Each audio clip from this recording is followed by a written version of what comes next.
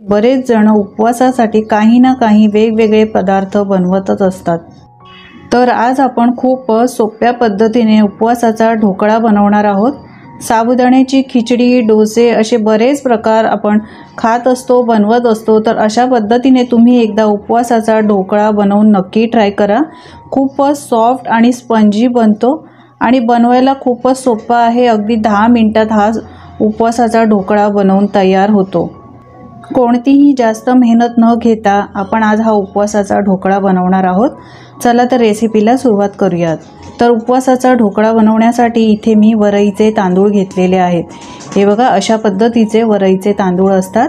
आता हे वरईचे तांदूळ जे आहेत ते थोडे दाणेदार आहेत, तर यासाठी आपल्याला मिक्सरच्या भांड्यामध्ये घालायचे आहेत। 1 वाटी वरईच्या तांदळाला 2 चमचे इथे मी साबुदाणे घेतलेले आहेत। आता मिक्सरचं झाकण लावून आपण याची जाडसर भरड अशी पावडर करून घेणार आहोत।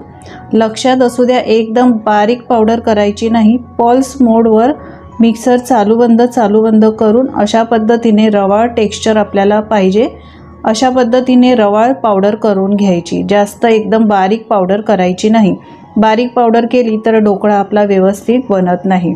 आता इथे मिक्सिंग बाउल घेतलेला आहे। या मिक्सिंग बाउलमध्ये ही पावडर काढायची।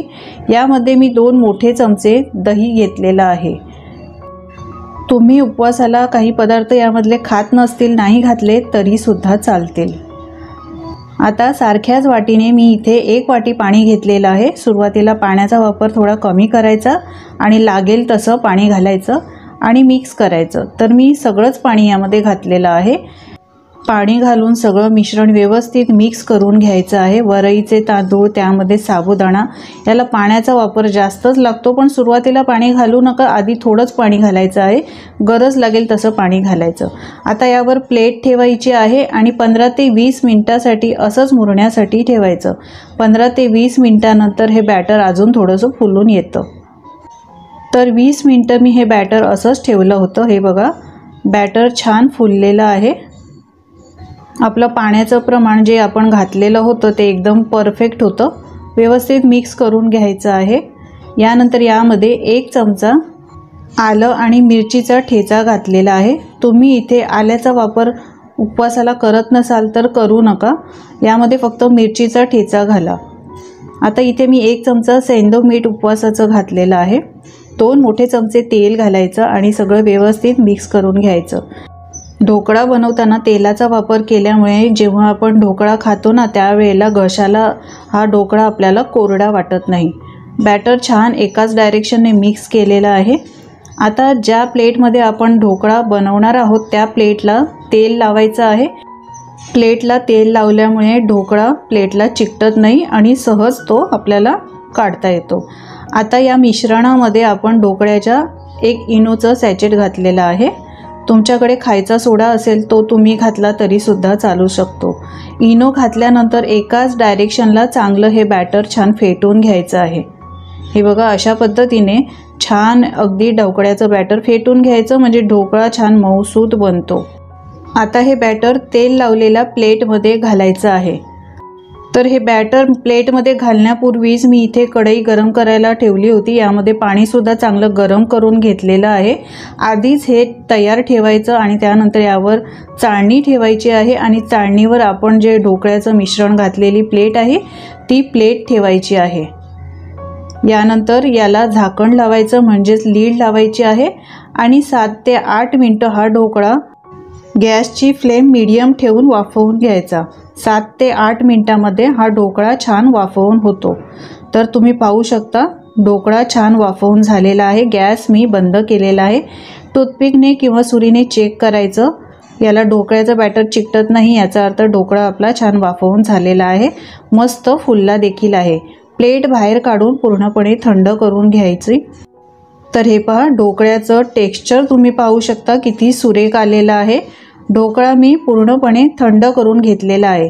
पूर्णपणे ढोकळा थंड केल्याशिवाय याला कट करायचा नाही, नाहीतर तो व्यवस्थित कट होत नाही। आता याच्या साईडच्या कडा ज्या आहेत त्या सुरीने मोकळ्या करून घ्यायच्या। यानंतर ढोकळ्याला चौकोनी आकारामध्ये कट करून घ्यायचे आहे।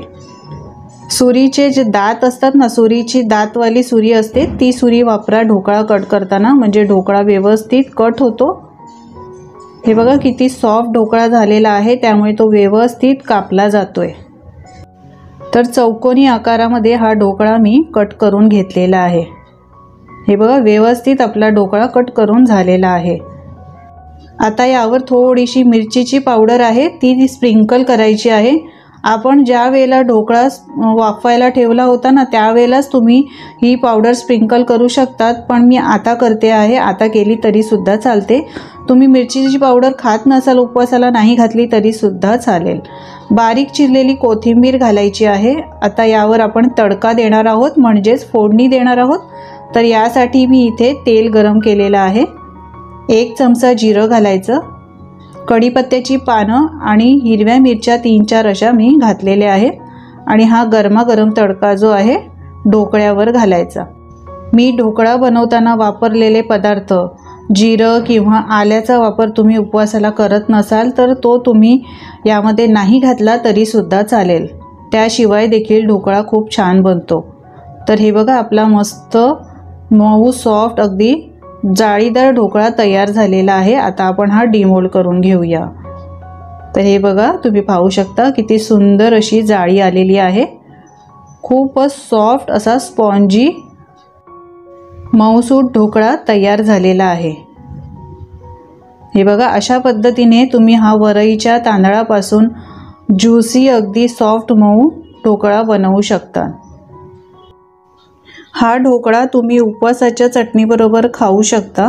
याआधीच्या रेसिपीमध्ये मी उपवासाची चटणी कशी बनवायची हे दाखवलेलं आहे। उपवासाचे असे बरेच पदार्थ आपल्या चॅनलवर अपलोड आहेत। उपवासाचे अप्पे, उपवासाची इडली, साबुदाणा खिचडी खूपच मऊसूद आणि मोकळी सुटसुटीत बनवून दाखवलेली आहे।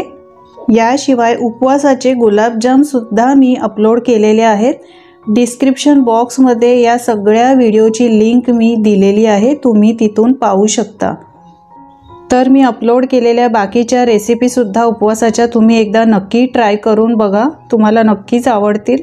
तर अशा पद्धतीने मऊसूत जाळीदार ढोकळा तुम्ही एकदा नक्की ट्राय करून बघा। रेसिपी कशी वाटली कमेंट्स करून सांगायला विसरू नका आणि रेसिपी ही नक्की ट्राय करून बघा।